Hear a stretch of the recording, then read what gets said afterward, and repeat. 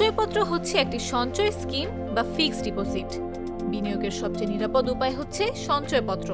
বাংলাদেশ জাতীয় সঞ্চয় অধিদপ্তরের অধীনে জনগণকে সঞ্চয়ী হতে উদ্বুদ্ধ করা, বিক্ষিপ্তভাবে ছড়িয়ে থাকা ক্ষুদ্র ক্ষুদ্র সঞ্চয় জাতীয় সঞ্চয় স্কিমের মাধ্যমে আহরণ করার উদ্দেশ্যে এবং সাধারণের ঝামেলামুক্ত অর্থ বিনিয়োগের পথ প্রশস্ত করার নামই হচ্ছে সঞ্চয়পত্র। সঞ্চয়পত্র কারা কিনবেন, কিভাবে কিনবেন এবং এর কি কি সুবিধা বা অসুবিধা আছে এবং কারা সঞ্চয়পত্র কিনবেন না তা জানা জরুরি। সঞ্চয়পত্র কেনার আগে কয়েকটি বিষয় আসুন জেনে নেওয়া যাক। কারা কিনতে পারবেন?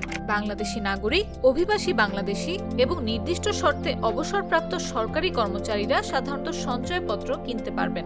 এছাড়া পরিবার সঞ্চয়পত্র শুধু নারীরা কিনতে পারবেন। যেসব কাগজপত্র প্রস্তুত রাখবেন?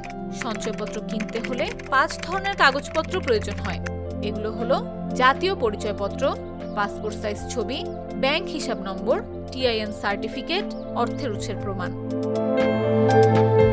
কত টাকা পর্যন্ত কেনা যাবে? একজন ব্যক্তি সর্বোচ্চ নির্দিষ্ট পরিমাণ টাকা পর্যন্ত সঞ্চয়পত্র কিনতে পারবেন। যেমন নারীদের জন্য পরিবার সঞ্চয়পত্র সর্বোচ্চ 45 লাখ টাকা, 5 বছর মেয়াদী বাংলাদেশ সঞ্চয়পত্র সর্বোচ্চ 30 লাখ টাকা এবং যৌথ নামে 60 লাখ টাকা। সরকারি অবসরপ্রাপ্তদের জন্য পেনশনার সঞ্চয়পত্র সর্বোচ্চ 50 লাখ টাকা, 3 মাস অন্তর মুনাফা ভিত্তিক সঞ্চয়পত্র সর্বোচ্চ 30 লাখ টাকা এবং যৌথ নামে 60 লাখ টাকা। অগ্রিম পরিকল্পনা করুন। ভবিষ্যৎ প্রয়োজন বিবেচনা করে সঞ্চয়পত্রে বিনিয়োগ করতে হবে, কারণ সঞ্চয়পত্র তাৎক্ষণিকভাবে ভাঙালে মুনাফা কমে যায়। তাই সঞ্চয়পত্রে বিনিয়োগের পর কিছু নগদ টাকা নিজের কাছে রাখতে পারেন। অনলাইন নিবন্ধন করুন। অনলাইন নিবন্ধন ছাড়া সঞ্চয়পত্র কেনা যাবে না, তাই অনলাইন নিবন্ধন বাধ্যতামূলক করা হয়েছে।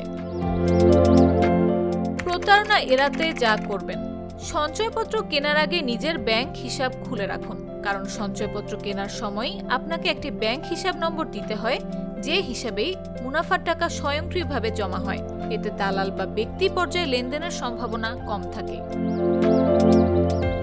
কাদের জন্য সঞ্চয়পত্র নয়?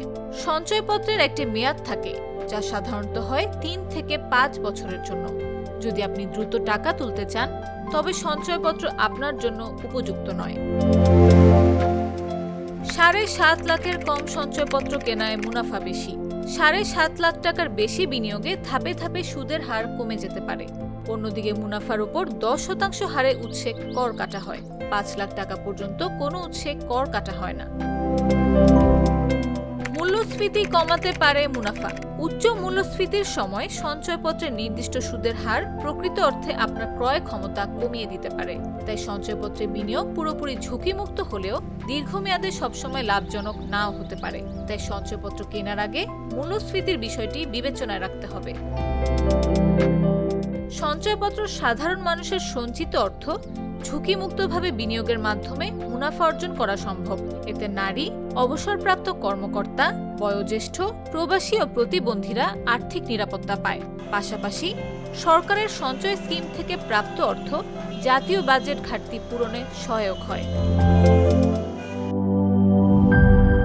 দেশি পাকা টমেটো আর সিক্রেট রেসিপির কম্বিনেশনে তৈরি প্রাউন সসের বস।